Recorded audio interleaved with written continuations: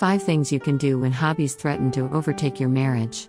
Painting, fishing, bodybuilding, crocheting, gaming, shopping, skiing, and the list goes on.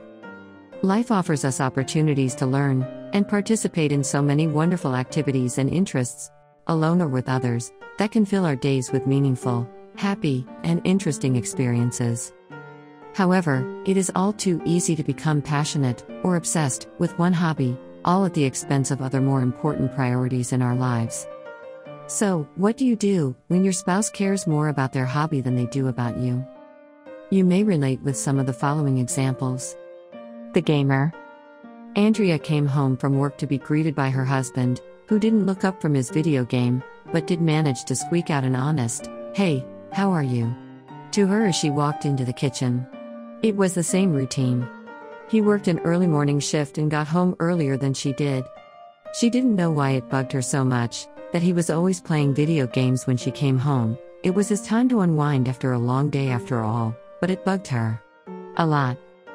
The runner. Rob and his wife of 30 years were happily married with 4 kids. They had moved around a lot and had recently settled into their dream home. His wife, Michelle, had recently found a new group of runners in the area, who were all training for upcoming races.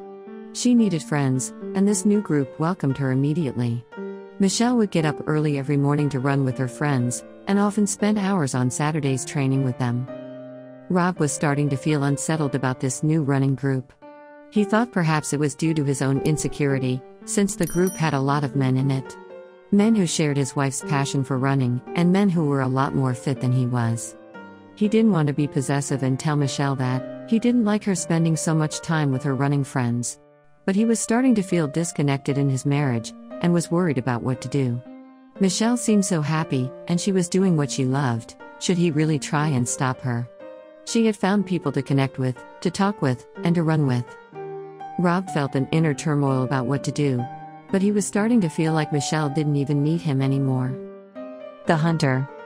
Beth was fed up with her husband's hunting obsession, as she called it. He was gone, it seemed, every other weekend for 3 months out of the year. He spent all of his free time reading hunting, talking hunting, and thinking about hunting. Plus, he spent a lot of their money on hunting gear, garb, and the like. Beth had tried to be supportive, encouraging him for the past 13 years of marriage, to pursue what he loved, but it had just become too much. She was tired, lonely, and feeling left out. Last year she had decided to try and get into hunting herself, but her husband didn't seem to want to share his hobby with her. He said it was his thing to do with his friends. She was hopeless, frustrated, and ready to put an end to either the hunting or their marriage.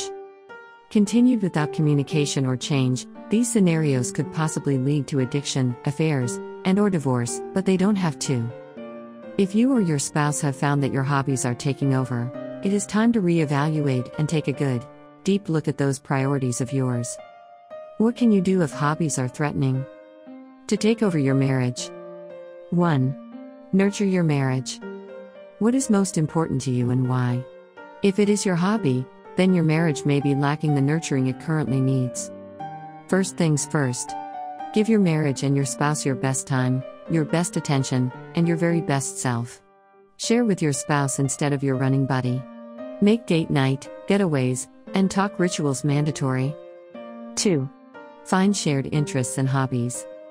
You need to work at creating shared interests and hobbies, and finding things you both love to do together. There will be nothing better for your marriage than developing shared interests and hobbies.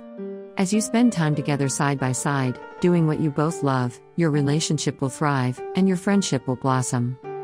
3. Communicate.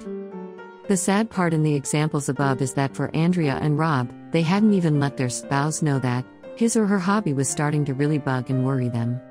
Beth had expressed her frustration many a time, but not in the most positive way, which drove her husband towards hunting even more, where he could be away from his nagging, needy wife.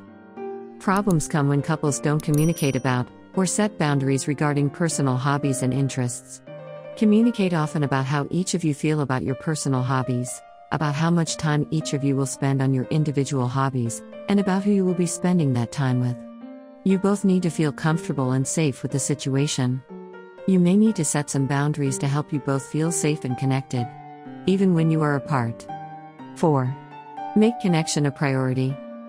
In all of these scenarios, Andrea, Rob, and Beth were feeling like their spouse's hobby was taking priority over their marriage relationship. They were feeling lonely, hurt, or frustrated about the time and attention they were or rather weren't getting from their spouse, and were starting to feel like hobbies were going to mean the downfall of their marriages. Andrea, Rob, and Beth lacked connection in their marriages. And interestingly enough, their spouses were probably turning to their hobbies in order to have some of their needs met too. Lack of connection, lack of fulfillment, and other needs that aren't met can distance spouses from each other if they aren't intentional, mindful, and careful about their relationship. Often, when people say their spouse cares more about their hobby than their marriage, what they are really saying is that they feel far, far away from their spouse. Hobbies threaten to overtake and ruin marriages when they cause spouses to feel disconnected and distanced from each other. You can make efforts to connect with your spouse by learning your spouse's love language, understanding his and her needs, taking time to talk, and creating special rituals of connection. 5. Finally, please remember that personal hobbies are important. So your husband loves watching golf and you hate it. Let him have his golf time. Ask him if he wants you to pick up his favorite sandwich while he watches the big tournament. Or perhaps your wife loves to paint while listening to classical music. Encourage her to pursue her hobby and make sure she has time. As you encourage each other in your hobbies, you will be more renewed, refreshed, and happy for each other. Please know that this video isn't saying that personal hobbies in marriage are inherently bad, because they aren't. However, they can only be good for a marriage when they take their rightful place in each spouse's list of priorities. As you make connection a high priority in your marriage, your hobbies will find their rightful place in your life, where they don't dominate your life. And they aren't swept under the rug, either, and you will find that you and your spouse both feel more connected, more fulfilled, and more happy as you figure out this thing called marriage.